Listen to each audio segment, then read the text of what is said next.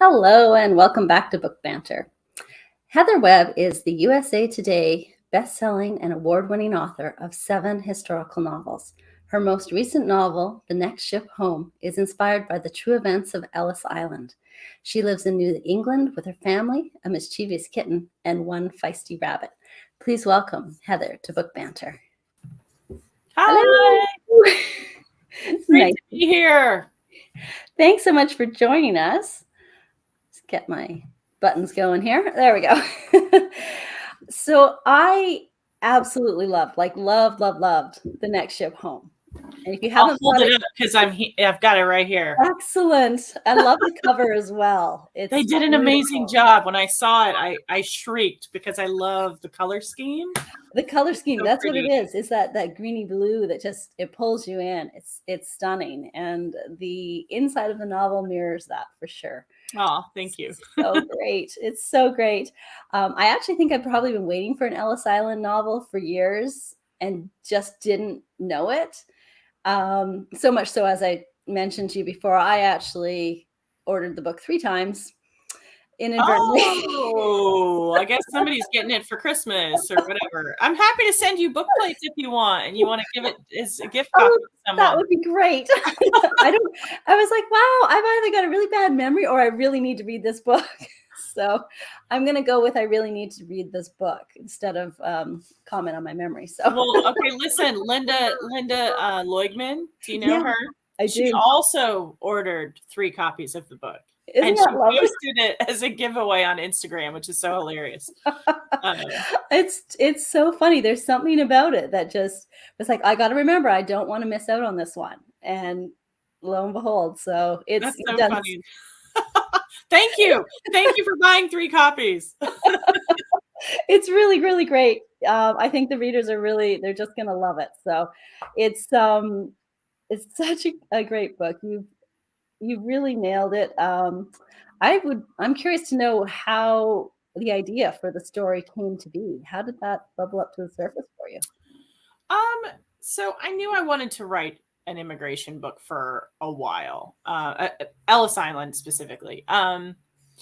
But I think there's this thing that authors have where we know there's a topic we want to work on, but we aren't, we can tell when we're ready to work on it. It's almost like it keeps presenting itself to you, like a little sparkle or some little message in the universe will pop up and you keep running across this particular thing and you're like, okay, this needs to be my next topic.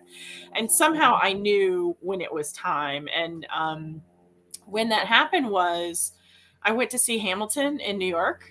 And I just, I love the score for that musical. And and just the lyrics are brilliant. And it inspired these questions like, who are we as Americans? Where do we come from? What's our history? And it actually really got me thinking again about Ellis Island. And even though they're not connected, and that's kind of what did it. I took a trip out there again and just went, oh yes.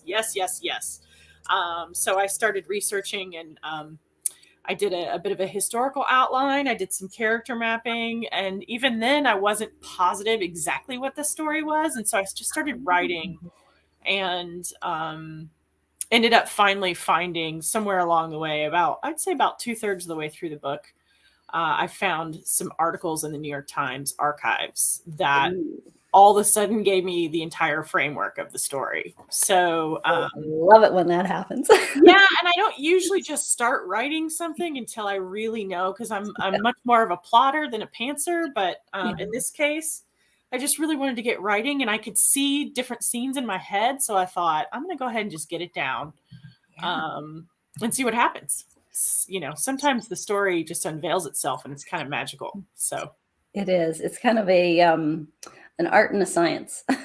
Absolutely both, for sure. Oh, that's cool. And it is such a huge topic because the island was open for quite a few years.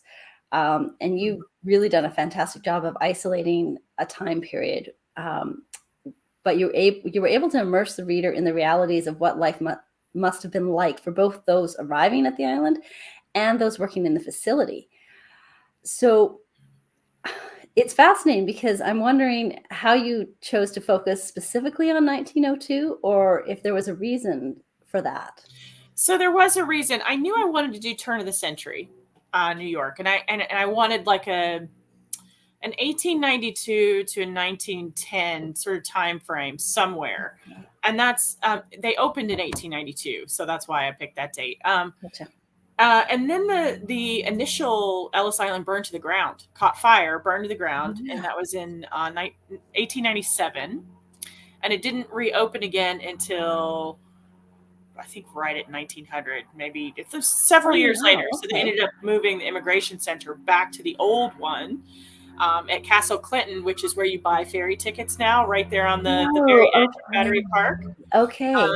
Yeah, and so I was kind of digging around. I wanted to do it after the fire with the new building that's there today. That's Um, yeah. and I knew I did not want to do a nurse because the only other book out there about Ellis Island is from the point of view of a nurse, and that's Susan Meisner's wonderful book, Fall of Marigolds. Oh, I hadn't read that one of hers. So okay. Yeah, it's a dual timeline. So she does 1911 and 2001, I think, or 2011. I think it's 100 years apart. Okay. Yeah, and so when I started digging into those archives, that's when I saw this 1901 and 1903 time period is when so much was happening in terms of immigration reform. So that made sense to go there. And one of the things I found was an article about 40 people who were either working at Ellis Island or providing services to the immigrants were hauled before a grand jury. I got chills. All of this the swindling and the extortion and sexual harassment and a million different things. And so I went, oh my God. And that happened in the fall of 1902. And the early part of 1902 in April is when Teddy Roosevelt actually hired a new commissioner to clean house there. So this is really my time frame. I have Francesca coming over from Sicily, probably late January-ish. And then the book concludes in September, just before all of that stuff went down. So that's a good timeline. So yeah, so it when I found that I sort of backtracked. Okay, there's this new commissioner and then this major thing that happened. So this is where I'm going to fit my story. That makes complete sense. And I love it when reality just weaves its way into fiction. You go, oh, there it is. There's the nugget of time that I have to examine. So I'm always curious to know how people get there. Yeah, for sure. Awesome. That's awesome. And I love this time period. My favorite time period to write about, to read about, to research about is sort of the Victorian or late Romantic period up through the end of World War I. That sort of 60, 70 year space is my favorite. It's just, there's so many things happening. There are all these new inventions, like art and music do a complete metamorphosis. Yeah. You've got the women's rights movement and just so many things. Transportation explodes and so does the middle class. So I find this time period really fascinating. So we call it the Gilded Age in the U.S. But I like the Edwardian period too, up through World War I. So that makes sense. And there is so much to draw on that you can just add nuggets to sort of fence post along the way as to where you are in time, so you don't get lost, which is always right. And I think too why I like it so much during that era, that whole sweep of time, is that so much of today's society evolved from those changes at that period. So it doesn't feel that far back in time because the inventions that happened then we still use today. That's right. And so it doesn't feel like something that we can't relate to, which I think absolutely is cool. That makes complete sense. It's when we can understand where something's sort of metamorphosized from, then we know we have more of an attachment to it. Absolutely. Which makes sense. Which is actually, I have another question which kind of touches on that, because I was like, is this real? I can only imagine how immense the research was. And I'm wondering how long you spent researching before you started writing. I always kind of do the same thing. I do a lot of front loading. I'll spend a month to 2 months doing nothing but reading and taking notes. And then, there just comes a point when it's like, okay, I have a really good grasp of what's happening in this time period. I've written more than one book, they're all sort of within this range of time periods. So, you get to really understand how all the movements connect and all of that, which is very cool. And your knowledge base just expands. So I'm finding that in certain eras in particular, I can do a little bit less than I used to have to do. But yeah, I'll spend a couple of months, and then I start drafting, and then for my second draft, I usually have to stop and fill in some gaps and do a little bit more research here and there along the way. So yeah, that makes sense, because all of a sudden your character's using something, you go, wait a minute, was that around then? Exactly. Or was this expression in use? I don't know. Where did this expression come from? Yeah. Oh my gosh, that etymology dictionary, the online one. Isn't that great? It's an amazing dictionary. Speaking of dictionaries, have you read the Dictionary of Lost Words? No. I love this title. Highly, highly recommend it. It's by Pip Williams. Okay. And I actually just interviewed her. Was that just last month? Boy, the month flew. And it is fascinating. And you're going to, I just know you're going to love it, because it examines the creation of the Oxford English Dictionary. Cool. And what makes a word. In the context of a story, I take it. In the context of a story. Excellent. Yep. All right. Really cool. So yeah, definitely, definitely check that one out. I actually really love the historical nuggets that pop up when you start doing that deep dive and that spark. Like you mentioned, the huge, 40 people being taken before, was it a grand jury? Yeah. New York City grand jury. Yeah. That's not New York City, New York State grand jury. Yeah. Right. Because Ellis Island isn't actually in New York City.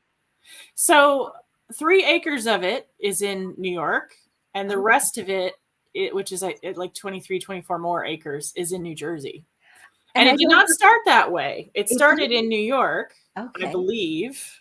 But it expanded by over 20 acres over time. They added to the island, actually. Oh, so they were doing like what Seattle did with the waterfront. They keep on adding stuff. Excavating and pouring in the earth. All that earth from the subway was transported out. Right, had to go to somewhere. The island. Yeah. Yeah. Yeah. Yeah, that is not the place you want to be in an earthquake, is all I can think. No, not at all. Absolutely not. Like you pretty much don't want to be anywhere in an earthquake. Though. Yeah, that's true, actually. I think that about Seattle's waterfront all the time. Like, yep, nope, don't want to be anywhere near the market during an earthquake, which of course this area is prone to. So yeah, not at all. Oh, that's interesting. Okay, so when you were doing that deep dive research, did you find anything specific that kind of stuck with you besides the grand jury? Because that's huge. That is novel. Yeah, that's the basis of the story, or a big part of it anyway. I found so much. There were a few things that there's a lot of stuff I left out, but a few things that I really sort of locked onto, and I even got sidetracked and wrote whole scenes involving them, or big chunks of the book, and I ended up pulling them out because they took me too far off course from the main story in the end. But one of them was that there were a group of Italians, I want to say 600 or 700 or something. This is a huge number of Italians that were taking a ferry out to one of the beaches for, just a festival day and a day off. And on their way back, they rioted. And it was like this big anarchist riot that developed. And many of them were arrested. The captain had to, park the boat, bring the police on, all that stuff. And because I have that thread of anarchism, that runs through the book, that's tied with the labor movement, I was really like, wow, okay, this is fascinating. And I have an Italian immigrant. So I did write an entire scene, big section of the book where she and Fritz were on that ferry together. And ended up going to the, to the beach and getting to know each other. He'd asked her to go with him, and then on the way back, there was the riot and blah blah blah. And it just didn't really work. But maybe that's something I should keep it for the outtakes. I'm actually thinking you should. It's like bonus material. Yeah. So it's funny how you kind of go off track. So I took that whole thing out, which meant I had to rewrite the entire last third of the book. And that has never happened to me before, because I'm a pretty hardcore plotter. Yeah. I don't always know what happens in the middle, but I always know what happens in the beginning and in the end. Yeah. And so, not this time. So, so that was one of the big things. Another big thing that I found was a fairy called the General Slocum, which had a very troubled existence because it was always having motor issues and this and that. But one day, all of these German Americans and their children, women and children, were on the boat headed to some island for a church picnic. And it caught fire and they all died. Oh my. Yeah. Maybe there were some survivors. I can't remember, but it was well over 1,000 people died. And in fact, it's considered New York City's history of worst, most tragic events until 9/11. Really? So I thought, how can this be? And no one's heard of this. Yeah. And it's probably because a lot of them were immigrants. Mm-hmm. And women. Which is such crap. But yeah, that's just how it was then and how it is now, honestly. Right? Yeah. Yeah. There's definitely that vein of that not a lot of things have changed. Yeah. And which is really sad. Yeah.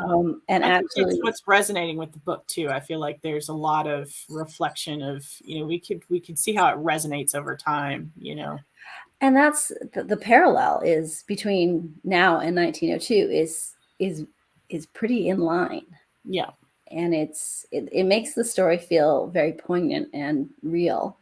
And it's disappointing too, as for human nature. It is, isn't it? It's a little bit sad. Yeah. And were you surprised that it was so similar? That No. No, you knew that going in. I just think, as a historical novelist, you see how human nature doesn't change much. I mean, I feel like, several things. History repeats itself because we are a species that does not learn from others. Yeah. If we did, our teenagers would do stupid things. Right. Just we try telling them, we did that, don't do that. And then they work. do it anyway. Right. Yeah. And I think that's true with a lot of adults too, is that we want to do our own thing. We have to learn our own lessons. Yeah. And that means we are a species doomed to repeat these. Except for a few very special individuals that inspire us and help us move forward in progress. But I think they are very few and far between.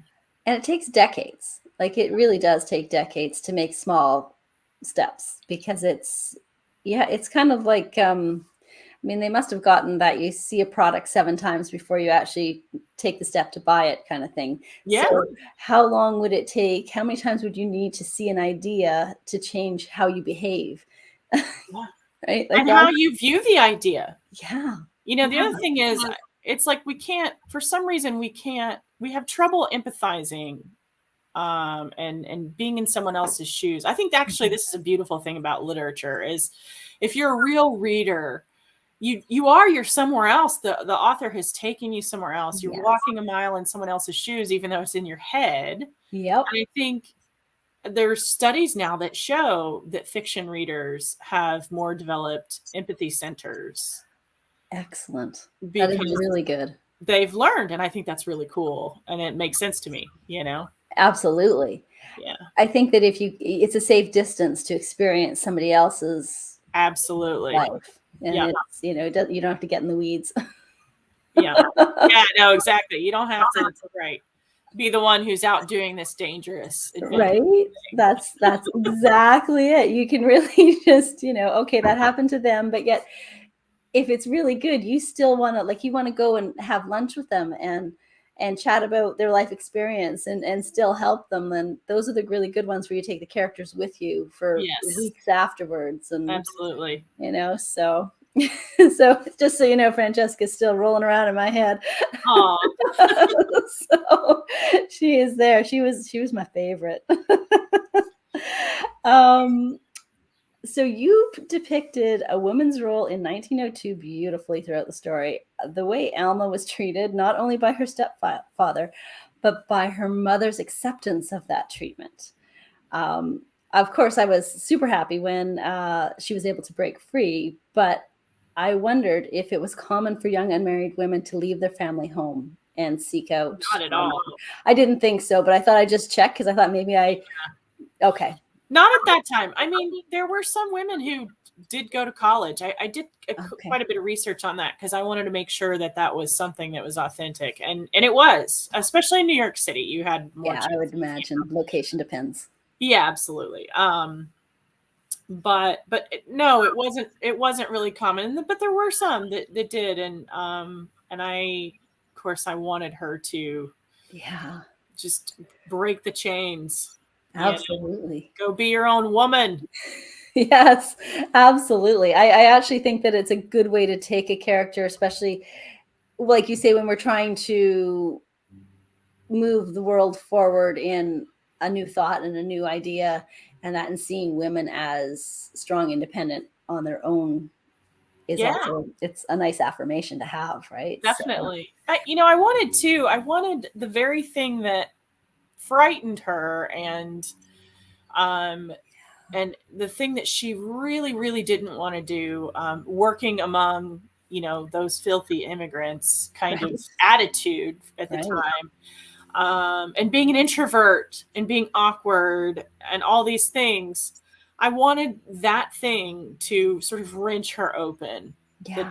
That this very job that she hated and did not want and was terrified of is the thing that gave her her wings, and taught her that she's worthwhile. She was making her own money, and she had made her own friends outside of the home, and had her own responsibilities, and was a great worker, and I think and to be rewarded for that, I think is really cool. I think that's what that character needed.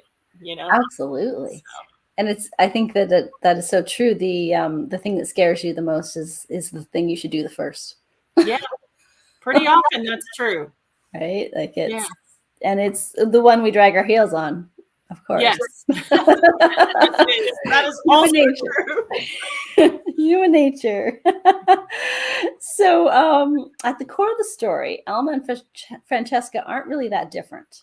And I really enjoyed seeing their similar life challenges play out on different stages.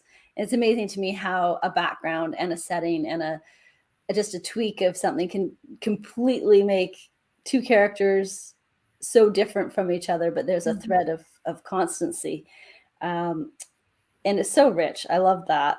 Thank you. But what I really loved was the language and the traditions and the cultural nuances, because it was such a lovely way to respect those differences and to highlight them and to honor them. And it really should be about, come to our country, bring your experiences and your knowledge and all the things that make you who you are here. And that thread it felt like a great big hug. I love that you picked up on that, because you didn't know this about me, but I have a master's degree in cultural geography. Oh, do you? I do. And I'm a former high school French teacher. And so I love language. And what you felt in that book is sort of an ode to language teachers everywhere, and an ode to my love of cultures. And I very much put that in. I infused the pages with that. So I love that you could feel that and see that. You totally could. You totally can. And I think that is what I think there's an opportunity for the audience to expand far beyond historical fiction. That is where I would personally love to see the next ship home be mass readers pick. Oh, That thank you. I would very much love that. let me know when that happens. Right? I need to give Reese a call and Yes, just could talk with you? Hello Yeah. Sunshine and Oprah's on speed dial. Oprah. Yeah, I'm good friends with all of these amazing celebrity women. But I do think it's that important. That's the Thank thing. you. So I'm actually in awe of how wonderful this book is, and I actually haven't stopped talking about it. So there's probably people in my circle that are like, "Okay, are you done yet?" That makes me so happy. I do the same thing when I love a book. Like I have talked about Julie Clark's The Last Flight. It's a suspense book, Oh but yes, I haven't read that yet. not a murdery suspense. It's a sort of a women's fiction gripping. Like There's a little bit of psychological. Multiple identity stuff mixed in, and it's Oh, a terrific read. And I have told so many people to read that book. That and also The Invisible Life of Addie LaRue by V.E. Schwab is a absolutely stunning, fantastic book. excellent. I mean, I could eat it with a spoon. I love it so much. That's So what you get to, right? yes, I've told literally everyone I know to read that book. It's, and sometimes it's so hard to pick your favorites, and then once you see them and you're like, yeah, no, this is hands down You the can feel favorite. it. She's like, you immediately connect with it, and you're like, yes. Yep. Okay. That's exactly it. That's exactly it. And so speaking of food, the food mentioned throughout the novel is a huge treat.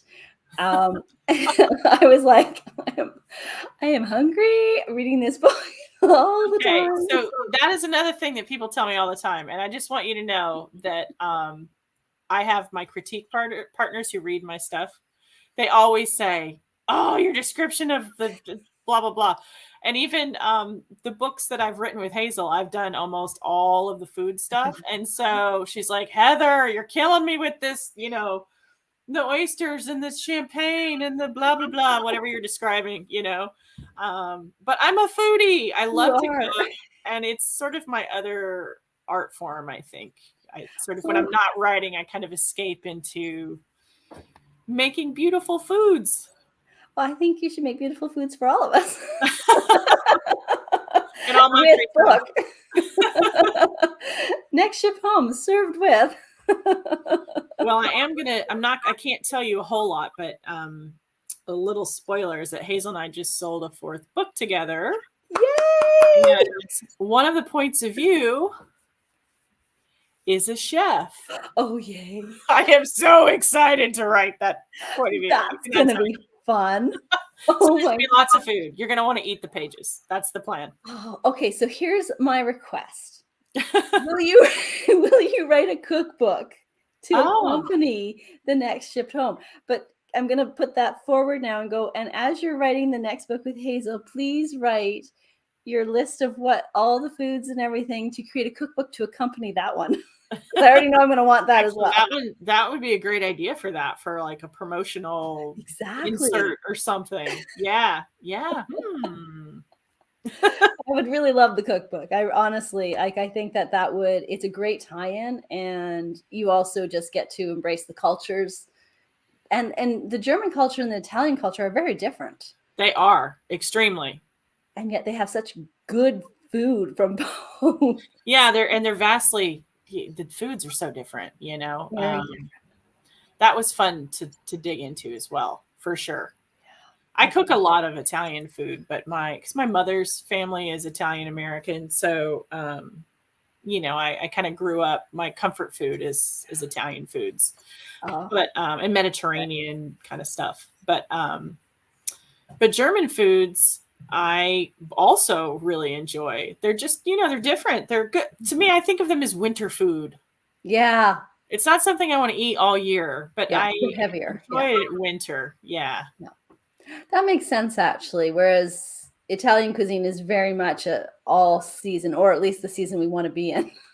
Yeah. Well, and you can change it. I think Italian food has a huge variety because it's a very long, large country with different sort of subcultures. Yeah, even just the regions and Yeah.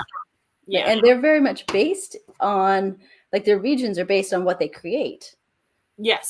So it's, like, which is it's like that in France too, Spain is the same, actually. There's a lot of really different regional kinds of foods, which is cool. Yeah, I love that.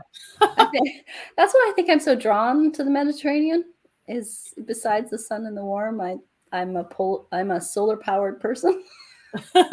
So but the food and the connection to where the food comes from. Yeah. I think it's love just a rich thing. So love all that stuff. And I should thank you as well for mentioning on Instagram once about Half Baked Harvest. I am obsessed. Yeah. Oh, her food's great. It's not like haute cuisine, but it's delicious, good family food kind of comfort food. Like, yes, lots of comfort food. So not always super, super healthy, but lots of comfort. It's not at all. And in fact, I couldn't be making her food a few times a week because it would be not good for you. Be like, hello, hips, they're not fitting through the door anymore. But some of my favorite recipes, so she makes, we're totally like veering off topic here. But anyway, I have to tell you this one so you can look it up. It's these coffee iced cinnamon rolls. Ooh. They're one of the best. It's probably the best cinnamon roll I've ever had. And I made them for Thanksgiving morning. And I got like 11,000 hits or something when I posted a little miniature video reel of those cinnamon rolls, because they were, you just look at them and you're like, oh my God. And they taste absolutely as good as they look. So really? You can check that out. Yeah. Oh, I will look that up for sure, because that's a treat. Right. Like it's it's a Christmas or a Thanksgiving or maybe sounds like a good time. Yeah. Right around the corner. Yeah, exactly. Coming to New England, by the way, for Easter. Come on down or up or over, I guess. From you. Down and over, I think. Yeah. Down and over. You'll be warmer probably by then too. So. It's 70 degrees today. Jeez. Yeah. That's lovely. That's very nice. Yeah. That's a perfect temperature. It's not here. I think it's we're in Celsius, but it's 7 right now. Oh. Yeah, no. Exactly. So this question actually comes from my massage therapist, who when she's inflicting pain on me, we talk books and it makes everything that much better. She asked me if the next ship home touched on the topic of Ellis Island originally being owned by the Dutch. And I wasn't sure if it was true, but it goes back quite a way to when Ellis Island was known as Little Oyster Island and was used for clam bakes and recreational activities. And apparently the island may have eventually been sold to Samuel Ellis in exchange for a place in the West Indies that was abundant in a spice. She couldn't remember which spice, but that the Dutch enjoyed so much. And this comes from a spice cookbook that she has at home, where she got this tidbit of information. I was like, I will ask, do you know anything about that? Yes. I don't know much more than what you just said. But yes, it actually, the first settlements besides the English were the Dutch. So they owned. Yeah, it's a relative, right? Yeah, it really is. Bit of a hot topic here in Canada right now. Slaughtered and conquered. Right. Exactly. All of the coastal islands from like Maine, or maybe not as far north as Maine, but certainly Massachusetts, Rhode Island, New York. Okay. So there was all these areas where the Dutch owned a bunch of islands, and they did own Manhattan as well. Okay. So there's probably a trade of some sort, because they were like, yeah, it's kind of cold here in the winter, and we've got that spice. Well, and own isn't really the right word, but they settled in those areas. And so when more people came, like, in floods, droves, they just became a minority. Totally. And so, as more English came, lots more English, and then all the other nationalities too, a lot of French. But that's very early on. And Ellis Island did have 3 or 4 names. It had Oh, what's the other word? What's the word for the thing that they hang a person on? Gibbet? Oh, yes. Yes, because that's where they hung pirates. Yes. Yes. Yes. Yes, I Yeah. did see So that. it's been a lot of things. Yeah. Isn't it amazing? When you track the history of a place and you kind of, when you tie it all through, you kind of go, does a place have a memory? I think it does. Right? I think there's an essence left behind. I always think of this as very philosophical. We're very philosophical We today. are today. Um, so I It's Friday, but the wine is not flowing yet, just so you know. It is not, but I did just have a very strong cup of tea, so and look at my glasses are crooked. I'm with it. I'm ready to go deep. Yeah, I think of human beings as we're sort of these balls of energy. We're composed of atoms and energy, and we change forms when we die, but where does the rest of that energy essence go? I Exactly. think it's still here. It has to go somewhere, Well, right? matter can't be created or destroyed. Yeah, So where does it go? And I do absolutely believe in essence. And I think that yeah, a lot of it's left behind. And you yeah. can sense it. Some people have a really good sensor. I have an extremely sharp sensor for this kind of thing, Mhm. which is probably why I love to travel, because I like to go to these places and sort of Yes. immerse myself in the feelings there. That's what it is. I agree with you. That's exactly what it is. It's being immersed in the history of, and you feel it. Hmm. That's what makes your novels so real. That right Thank there, you. because it's how you view the world, right? And so you view it with all senses and Yes. all, yeah. That's exactly what it is. That's That what I makes love sense to about me. historicals, though. I mean, I think there Totally. a lot of novelists are great writers that don't experience the world that way, and their Yeah. books are so wonderful. Yes, But I think absolutely. if you're a historical writer, I feel like you really to transport someone, you really have to be able to do that. I You know. think so. It's and it depends. Like I don't think this is not on our list of questions. um, but I often wonder, like I see stories unfold like it's playing in as a movie on my forehead. Like I see it projected Mhm. out and yeah, but sadly I'm kind of that way with directions. So if I can't see the whole route, I panic. If I can't like see it in my head ahead of time. So I think that when you have a way of seeing an entire experience unfold, whether it's a visual or a sensation or a sound, like some people really are affected by the sound of things. I think that's what sort of immerses you into that world of being able to write fiction, and so I'd love to do a panel of writers to find out what sense they use. To Yeah. wouldn't that be fascinating? Or which one comes first? Is it something they see or smell, or when I'm describing food, I'm trying to think exactly what I see. I think it is mostly the sight of it, like the beauty of it, and then comes the smell. Yeah, yeah. Um, and then taste comes in last. Isn't that funny? Yeah. But it's interesting to learn how we perceive the world in that way, because Yeah, we're you all learn a different. lot about yourself. Yeah, What's that? absolutely. I said, Yeah, yeah, we're definitely all different. Sorry, there's a yeah. plane buzzing overhead. He's coming to take you away somewhere warmer.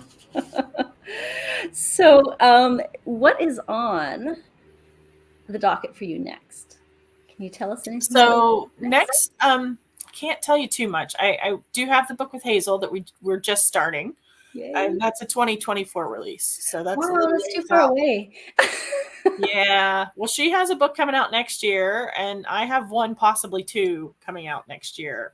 That's a lot of So writing. yeah, it worked out that way because my publisher actually approached me to write the book that I just finished that's going through copy edits right now. And we haven't announced it because there's a lot of legal stuff behind the scenes, but it will be soon. But I can say that it's a 1940s to 1960s Ooh.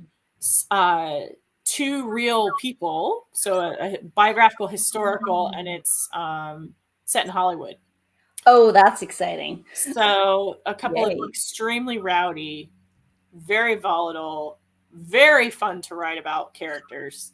That's usually the best. Legendary characters. So so when they approached me, I said, sure, why not? But I wasn't thinking in terms of the other contract because I hadn't sold the next ship home yet. So now I have a book due for Source Books and I'm working on it. We're getting there. And I love it. I love the topic so much, and I can't talk about that. You can't talk about it. Okay. Well, we won't ask you to divulge your secrets on I can just tell you I've got stuff coming, and I have a book coming out next winter, and I will hopefully be announcing that very, very soon. And the best way for people to see what's coming out for you is? I'm definitely joining my newsletter. And they can do that from your website? I can do it right from my website. Let's just put and yeah, it's I just send it out once a month. I share research, little snippets of research, fun stuff that's interesting. I share I have a lot of writers that follow me because I'm a freelance editor also. So I have a writer's corner, and I usually share some articles there and just announce any kind of news. And I always do a historical giveaway every month. And it very often is like books before they're released. So you guys, they get contraband. I'm so signing up for your newsletter. Yes. Yeah. So yeah, and I make all announcements there, and I make them on social media. But I think it's really easy to miss people's stuff on social media because you just have this huge stream constantly of noise and or food. Yes, which as you know, I post. I like those posts. Oh, that's interesting, though. I think you're right, though, because and on social media, we are all, no matter who you are, you're all at the mercy of whatever algorithm people are putting behind the scenes. So getting an author's newsletter is the best way to stay in touch with what they're doing specifically. Absolutely. So yeah, I completely agree with you. Well, this is exciting. I am so glad that we did this because thank you for having me. Thank you for joining me. It was great. I mean, as you can tell, I'm gushing about the book because I loved it so much. I actually listened to it because I had 3 options. I listened to it on audiobook, and the narrator, Catherine Markey, is phenomenal. She was really good, and I think it's her first one. You're kidding. I looked for her. They didn't. Depends on who the publisher is. Sometimes they let you choose. At William Morrow, they tend to let us choose, but Sourcebooks didn't. And I'm so relieved that they picked. When I saw it was a new person, I thought, oh no, because I listen to audiobooks a lot, and you start to have tastes, preferences, and I'm so pleased that she's really great. Oh my gosh, she was very much lucked out. Fantastic. The accents and the language and everything, just so good. So if you do like audiobooks, I would highly recommend The Next Ship Home as an audiobook as well. Thank you so much for joining us. Thank you. So great. It's a pleasure to chat. Didn't mean to get all philosophical on you. No, it's Friday. That's the kind of day it is. Exactly. And the world's a little wonky. It's off tilt right now. So. So if you're looking for your next historical fiction read, friends, The Next Ship Home is definitely one you're not going to want to miss. That's the cover to look for. It's beautiful inside and out. Thank you so much. So good. Until next time, Bye. Happy reading.